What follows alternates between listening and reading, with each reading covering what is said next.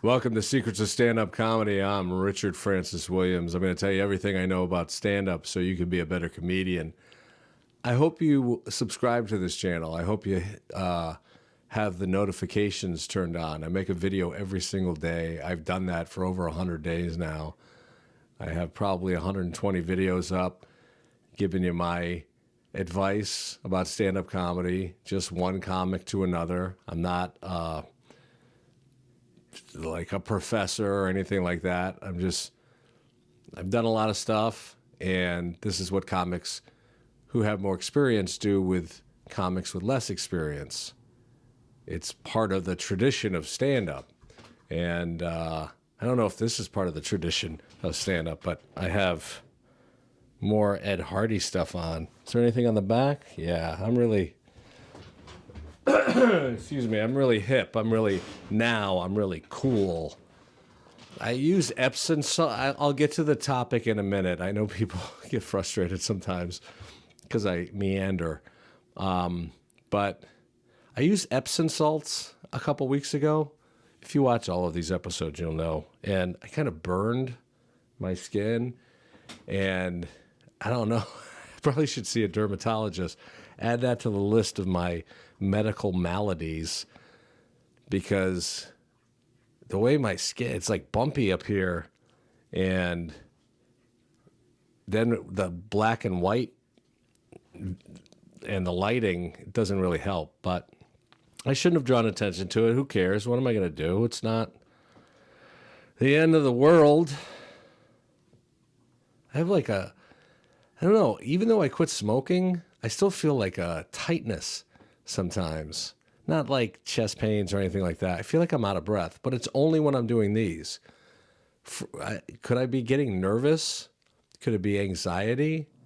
I hope not. Not after all of these. Who are you growling at, Willie? You eat your chewy bones, leave Bingo alone. I gave Willie a bath tonight. Boy, was that fun. He clung to me and then to the side of the tub the whole time. He's never a fan of that. I have to sedate him when he gets his nails clipped. Otherwise, he freaks out and tries to bite everybody. And he's such a sweet dog. You're a sweet boy, Willie. All right, I started doing a video on one topic, which when I was into it, I realized, excuse me, I realized like that could be a minute-long video. So I'll just include that in this. No man is a hero in his own country. That's an old saying. You'll never be a hero in your hometown. And it's so old that it's in the Bible. There's a verse in the Bible. And basically what it means is people are too familiar with you in your hometown.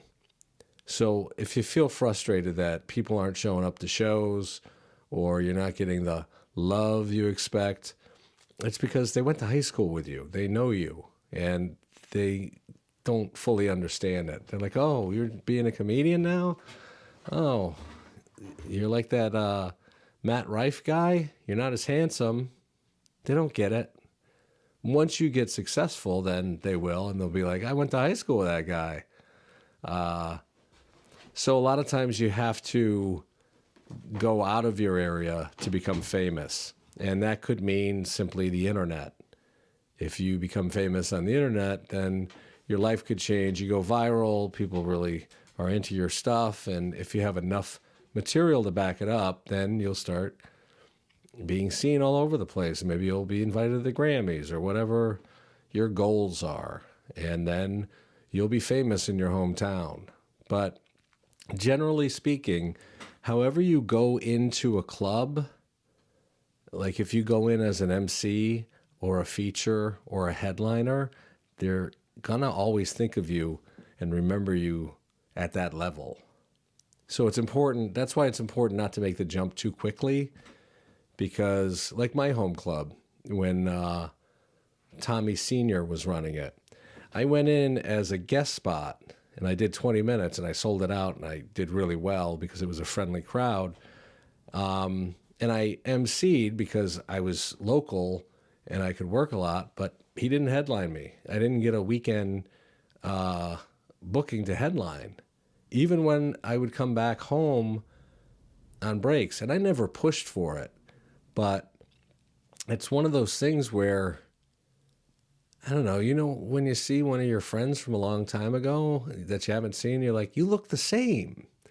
Well, to the bookers and the owners, unless you're drawing a whole bunch of people into the club and selling it out, you look the same to them, the first impression. So make sure you know that before you approach a comedy club. You're always going to be viewed a certain way unless you shatter that initial impression. So this is a bonus video because you're getting 2 topics, huh? I could have spread these out. I could have lollygagged my way through 2 different videos, but no. You want your act to be reality based. You want to, they're going to suspend disbelief to a certain degree, but you don't want to be so outrageous that they're like, yeah, that never happened. What I mean by that is, I'm very careful about it because it's part of my personality. I want to be honest. So sometimes I'll include too many details in a setup for a story or just a joke. I'll say, I don't know of a great example, just talking about, so I used to do this joke about how I made a bad decision moving back to my hometown from LA, because when I was in LA, I used to date this woman who dated Alec Baldwin and Michael Keaton. And I went on a date with Topanga. Now, those are true. And then I say dated Topanga, so I'm fudging it a bit. But I did go on a date with that actress. It just didn't work out, or whatever. And I say, since I moved back, I've been borderline over a girl from Scotia. So I'm comparing and contrasting the 2 things. If I said, when in LA, I dated Taylor Swift, nobody's going to believe that. People barely believe what I'm saying as it is. But maybe that's not a great example. I don't know. I'm thinking about this as I'm saying it. You know how comics do it when they're talking about something and they go, so then I pulled a gun out on him and I put it to his head. It's like, you didn't do that. Why are you saying you did that? And sometimes it's so outlandish that, all right, calm down. Willie likes honesty. He likes truth in jokes. They'll say, the classic example is, I lost 200 pounds. And people clap. Yeah, I got rid of my ex. You don't want to do stuff like that. It's amateurish. And you want the audience to trust you. You want them to go along with you so that you don't have to constantly say, this is a true story. Because when you say this is a true story, you're implying that the rest of it was bullshit. So make all of it based in reality. Here's how you get around it. You take the crazy stuff that you're going to say and make it a hypothetical. What I wanted to say was, or could you imagine if? Don't do the thing where you say, in my head, at the end. Like, that's been used way too much. But you want to say, see, I have a hard time remembering some of these examples because you know how people are colorblind? They can't see red or green. I'm unfunny blind. I can't remember things that I don't find funny. Right? I don't know. I still feel sick. I know that's adding to my mental breakdown here. But you don't want to say you robbed the bank if you didn't rob a bank. Just to get off a joke that you thought of. Just say, wouldn't it be funny if when you were robbing a bank, you did this, this, and this? That the audience can go along with. You don't want to say, and then I punched a cop if you didn't punch a cop. Or there's so many different examples, and it always rubs me the wrong way, because there are other ways of phrasing it where you can get that joke across without just straight up lying to the audience, because they're going to know it sounds preposterous.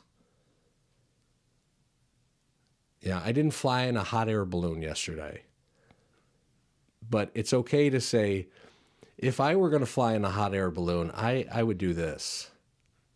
Or could you imagine if you were flying in a hot air balloon and you did this? It's the what if. What if you did this? What if you did that? Todd Glass does the what if really well. If you're not familiar with Todd Glass, he's one hell of a comic. He's one of my favorites to watch. Just so smart, so funny. He has a whole riff on what ifing. You ever what if? He's great. Check his stuff out. He needs more publicity. He was at the Golden Globes with Jim Gaffigan. I don't know. I think Jim Gaffigan got an award. Maybe he was there as his buddy. There may have been other comics. I just happened to catch a glimpse of him when I was watching the Joe Coy stuff. But yeah, try to base your stuff in reality and fudge the punchline and exaggerate, but keep it within the realm of the little world you're creating. You know? Don't break the fourth wall that way, where it's so crazy that it takes them out of it, where they're just like, this guy's just writing down goofy stuff on his notebook and trying to pass it off as true lies, true stories. All right, I'm going to end this video short this morning. I'm excited to get my part for the van, to get my ass in gear and start going to these open mics. I have so much to do. I always say that, but I don't feel like I get enough done. That's it. I'll see you tomorrow.